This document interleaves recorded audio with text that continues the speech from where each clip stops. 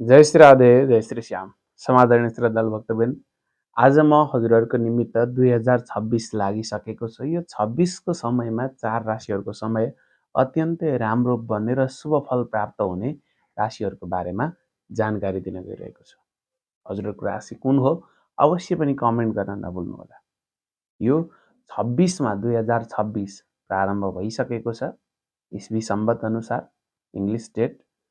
र यो 26मा शुभ फल प्राप्त गर्ने, हुन त सबै राशिको आफ्नो आफ्नो फल त हुन्छ नै, र पनि विशेष यी राशिहरूको चाहिँ केही अझ जानकारी सबैले यो होइन कि फेरि बाँकी 8 राशिको समय चाहिँ नराम्रो छ भन्ने होइन। ती मध्ये 12वटा राशि मध्ये विशेष 4वटा राशिहरूको समयलाई कलेक्ट गरेर यहाँ ल्याएको छु, यो प्रस्तुत गर्ने नै छु। त्योभन्दा पूर्व हजुरले हाम्रो यो जीवन सन्देश च्यानललाई सब्सक्राइब त गर्नुभएकै होला, यदि छैन भने सब्सक्राइब गरेर नोटिफिकेसन बेल अलमा राखेर घन्टीलाई टिङ्ग दबाउन नभुल्नुहोला। साथै कमेन्ट बक्समा लक्ष्मी माता की जय भनेर अवश्य कमेन्ट गर्नुहोला। आफ्नो राशि अवश्य पनि कमेन्ट गर्नुहोला। हजुरको घरमा लक्ष्मी माताको विशेष कृपा रहनेछ। दर्शकवृन्द, आउनुहोस् अब ढिला नगरिकन प्रस्तुत गर्नेछु यो समय। आजको विशेष राशिफलहरू 4 राशिफल अत्यन्तै शुभ फल, राम्रो र एकदम मेहनत प्राप्त गर्ने यी राशिहरू कुन कुन हुन् त भन्दा पहिलो नम्बरमा रहेको छ सिंह राशि। सुन्दा चम्म लाग्न सक्छ, अडैयाको दशा चलिरहेको छ है। 26 भरि पनि अडैया दशा चलिरहन्छ सिंह राशिलाई। र यी राशिहरूलाई, सिंह राशि हुनुभएका व्यक्तिहरूको त्यो अवस्थामा पनि नयाँ नयाँ अवसरहरू प्राप्त हुने देखिन्छ। हजुरले शनिदेवको विशेष आराधना, पूजा आराधना गर्नुपर्छ। भगवान भोले बाबाको विशेष आराधना गर्नुपर्छ। हजुरलाई नयाँ नयाँ अवसरहरू प्राप्त हुने देखिएको छ। कार्यहरू अत्यन्तै राम्रो राम्रो कार्यहरू, अति राम्रो कार्यहरू बन्दै जानेछन्। लाभ, धेरै लाभ हजुरले उठाउन सक्नुहुनेछ। आँटेको कार्यहरूबाट पूर्ण फल, विशेष फल हजुरले प्राप्त गर्नुहुनेछ। अनि त्यस पछाडि जति पनि हजुरका कार्यहरू छन् है, कार्यहरूबाट अझ राम्रो र रोकिएका कार्यहरू पनि बन्ने यस्तो प्रकारको समय रहेको छ। तर विशेष अर्को कुरो के हुन्छ भनेदेखि जब यसको उत्तरार्ध, 26को उत्तरार्ध भनेको लगभग 6 महिना पछाडिको समय, अहिले पुसबाट सुरु भएको छ भने अनि यसको 6 महिना भनेपछि लगभग असार पछाडिको समय, त्यस पछाडि हामीले थोरै सावधान हुनुपर्दछ। असार पछाडिको समय त्यति उपयुक्त समय रहँदैन, त्यति राम्रो समय जुन तपाईँले सोच्नुहुन्छ त्यति राम्रो समय नरहन सक्छ। त्यसैले गर्दा थोरै सावधान भएर कार्यहरू गर्नुहोला, थोरै सावधानीपूर्ण भएर कामहरू गर्नुहोला। भगवान भोले बाबाको उपासना, शनिदेवको पूजा आराधना अवश्य पनि गर्दै गर्नुहोस्, हजुरको लागि अझ धेरै राम्रो बन्नेछ। त्यसै गरी अर्को राशि हुनुहुन्छ कन्या राशि। कन्या राशि हुनुभएका व्यक्तिहरूको लागि पनि अत्यन्तै राम्रो राशि हो, सुन्दर राशि हो कन्या राशि। यी कन्या राशि हुनुभएका व्यक्तिहरूको पनि समय अत्यन्तै राम्रो बन्नेछ। दर्शक, शुभ फल, हर स्थानबाट कार्य सफल, हर स्थानबाट राम्रो लाभ प्राप्त, कार्यमा हुनुहुन्छ, व्यापार व्यवसायमा हुनुहुन्छ, विद्यार्थीहरूको लागि पनि, घर गृहिणीहरूको लागि पनि, गृहस्थीहरूको लागि पनि हर स्थानबाट लाभ प्राप्त हुने हजुरको योग बनिरहेको छ। अवश्य पनि जस प्रकारले उन्नति प्रगतिको राम्रो योग बनिरहेको छ, नयाँ नयाँ अवसरहरू जुट्ने देखिएको छ। अनि त्यस पछाडि भन्छन् जोड्ने योग पनि, धन सम्पत्ति आदि इत्यादि जोड्ने योग पनि अत्यन्तै राम्रो बनिरहेको छ। यही जोड्ने, खरिद बिक्री गर्ने समय पनि हजुरको लागि बनिरहेको छ। अवश्य पनि निर्माणका कार्यहरू हुने देखिएको छ समय अनुसार। त्यो भएर हजुरले पनि विशेष भगवान भोले बाबाको, विशेष भगवान विष्णुको आराधना पूजा गर्दै गर्नुहोला, अझ राम्रो हुन्छ।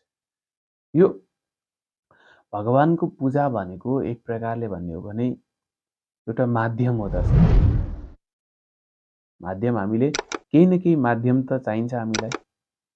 भगवानको पूजा गर्दैमा चाहिँ सबै थोक प्राप्त हुने भन्ने पनि हुँदैन, तर पनि एउटा माध्यम बन्दै जान्छ। त्यो माध्यमबाट तपाईले लाभ लिन सक्नुहुन्छ। अनि भगवानको पूजा भनेको सिद्धिमिति हर कसैले गर्नु पनि हुन्न। तर के छ भने जुन सिंह राशि हुनुहुन्छ हजुरहरूले भगवान भोले बाबाको पूजन गर्ने, बुझ्दै गर्नु होला। सिंह राशि भनेको आइतबार सूर्यको मालिक हो। सिंह राशिको मालिक सूर्य भगवान हुनुहुन चाहिँ, र पनि हजुरले भगवान भोले बाबाको उपासना गर्नु, अनि त्यसै गरी सूर्यलाई जल अर्पण गर्दा पनि अझ राम्रो योग हजुरको बन्छ, कार्यहरू अझ राम्रो हुन्छन्। त्यसै गरी कन्या राशि हुनुभएका व्यक्तिहरूले भगवान विष्णुको, शेषशाही भगवान नारायणको पूजन गर्नुपर्दछ। भगवानलाई पूजन गर्दा अरू केही चाहिँदैन, तुलसी पत्र लगेर अर्पण गरिदिनु भयो भने पनि भगवान खुसी। पत्रम पुष्पम फलम तोयम यो मे भक्त्या प्रयच्छते, जस्तो प्रकारले चढाउनुहुन्छ। यो दुईटा रह्यो। त्यसै गरी तेस्रो राशि हुनुहुन्छ तुला राशि। तुला राशि हुनुभएका व्यक्तिहरू अत्यन्तै राम्रो समय रहन्छ। तुला राशिको मालिक ग्रह भनेको शुक्र हो।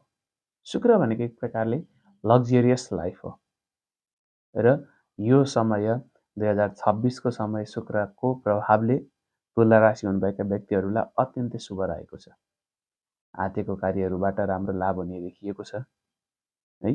शुभ योग प्राप्त हुँदैछ। यात्राहरू पनि अत्यन्तै रमाइला यात्राहरू पनि बन्ने देखिएको छ। रमाइला यात्राको समयबाट पनि भरपूर लाभ र आनन्द हजुरले प्राप्त गर्नुहुनेछ। परिवारको साथ सहयोग मिलिरहनेछ। परिवारको साथ सहयोगमा गरेका कार्यले अत्यन्तै राम्रो योग बन्नेछ। कार्यमा अत्यन्तै उन्नति प्रगति हुने देखिएको छ। दुई दम्पति बीचमा केही मनमुटाव चलिरहेको छ भने अब राम्रो हुँदै जाने देखिएको छ। हजुरहरूले विशेष भगवतीको, पाथिभारा माताको, दुर्गा माताको आराधना गर्नुपर्छ, पूजन गर्नुपर्दछ। केही चुनरी लगेर चढाइदिने अनि श्रृङ्गारका सामानहरू लगेर अर्पण गरिदिने गर्नुपर्दछ दुर्गा माताको। यति गर्नुभयो भने अझ राम्रो फल हजुरले प्राप्त गर्नुहुन्छ 2026 मा। अनि त्यसै गरी अर्को राशि हुनुहुन्छ अन्तिम राशि धनु राशि। धनु राशि हुनुभएका व्यक्तिहरूको लागि पनि यो वर्ष अत्यन्तै राम्रो रहेको छ। वर्ष नव, हर्ष नव, जीवन उत्कर्ष नव भने झैँ हजुरको पनि जीवन उत्कर्ष नै रहनेछ।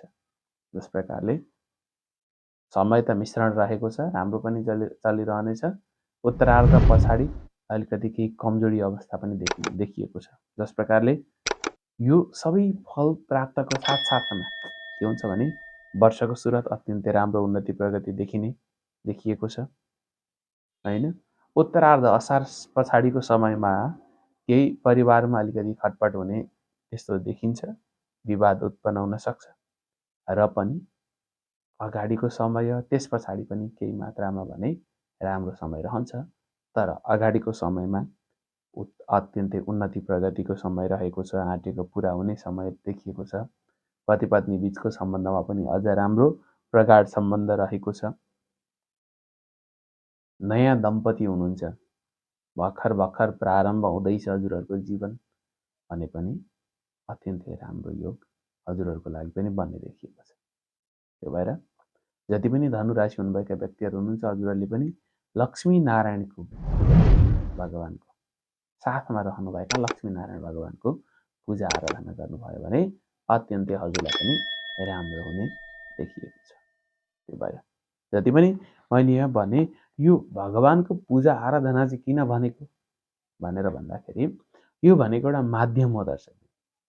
हामी कसैलाई पनि भगवानको सेवा पूजा गर्ने फुर्सद छैन अहिलेको समयमा, र उनै भगवानको पूजनले, भगवानको आराधनाले गर्दाखेरि हर कुरा सम्भव छ हाम्रो जीवनमा। भगवानको सेवा पूजा र गुरुको भक्ति पनि, गुरुको भक्ति छ भने भनिएको छ गुरुको शक्तिद्वारा वैकुण्ठम योगी दुर्लभम, ती योगीहरूलाई पनि दुर्लभ वैकुण्ठको फल, वैकुण्ठ पनि प्राप्त गराउनुहुन्छ गुरुको कृपा भयो भने। त्यसकारणले गर्दाखेरि गुरुको कृपाद्वारा भगवानको सेवा पूजन गर्नुहोस्। हजुरको अशुभ कर्महरू पनि शुभमा बदलिन्छ र शुभ फल हजुरले प्राप्त गर्दै गर्दै जानुहुन्छ भन्ने जानकारी हजुर समक्ष प्रस्तुत गरे। भिडियोलाई हेरेर साथ दिनुभयो सबैलाई साधुवाद अर्पण। लाइक कमेन्ट शेयर गर्न नभुल्नुहोला भिडियोलाई। साथै कमेन्ट बक्समा आफ्नो राशि कुन हो अवश्य पनि कमेन्ट गर्नुहोला भन्दै आजको यो बसाइबाट म प्रस्तुता दिप ढुङ्गाना पनि बिदा हुन चाहन्छु। जय श्री राधे, जय श्री श्याम।